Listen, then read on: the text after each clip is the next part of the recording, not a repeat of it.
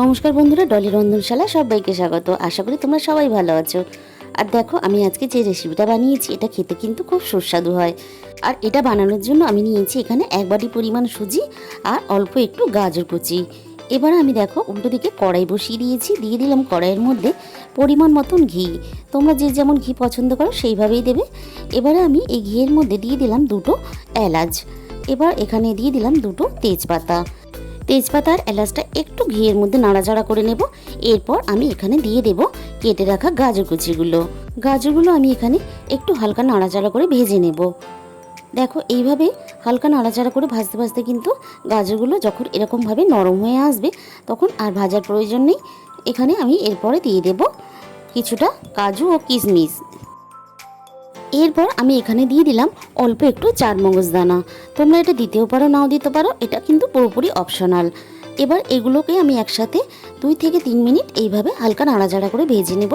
এরপরে আমি এখানে দিয়ে দিলাম সুজি। সুজির মধ্যে আমি দিয়ে দিলাম স্বাদ মতো লবণ। সুজিটা আমি হালকাভাবে এইভাবে নাড়াচাড়া করে সব কিছুর সাথে ভেজে নেব। সুজি এখানে খুব বেশি লালচে করে ভাজলে কিন্তু হবে না, কালারটা শুধু একটু চেঞ্জ হবে, এরকমই ভাজতে হবে।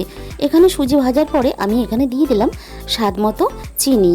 তোমরা মিষ্টিটা তোমাদের মতন করে দিয়ে নেবে। এবার আমি সব কিছুর সাথে চিনিটা এইভাবে নাড়তে থাকবো। চিনিটা যখন এইভাবে আস্তে আস্তে নাড়তে নাড়তে নরম হয়ে আসবে তখন কিন্তু এখানে আমি দিয়ে দেব অল্প করে জলের ছিটা। এইভাবে অল্প অল্প করে কিন্তু জলের ছিটা দিতে হবে, একবারে জল দিলে হবে না।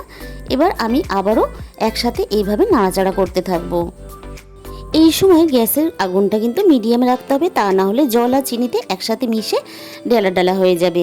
আবারও আমি এইভাবে জলের ছিটা দিয়ে দেব। এখানে আমি সব কিছু খুব ভালোভাবে দেখো এইভাবে নাড়াচাড়া করে আমি মিশাতে থাকবো। সুজির মিষ্টি পোলাও আমার এখানে রেডি হয়ে গেছে। আর কতটা সুন্দরভাবে ঝরঝরে হয়েছে দেখো। বাড়িতে বানিয়ে কমেন্টের মাধ্যমে জানিও কেমন লাগলো। আর প্রচুর প্রচুর শেয়ার করো। আর আমার পরিবারে যে সমস্ত নতুন বন্ধুরা এসেছো, আমার বানানো রেসিপিটা যদি তোমাদের ভালো লেগে থাকে অবশ্যই আমার চ্যানেলটাকে সাবস্ক্রাইব করে পাশে থাকার জন্য অনুরোধ রইল। তাহলে আজকে এই পর্যন্ত, দেখা হবে অন্য কোনো রেসিপির সাথে। সবাই সুস্থ থাকবেন, ভালো থাকবেন, সাবধানে থাকবেন।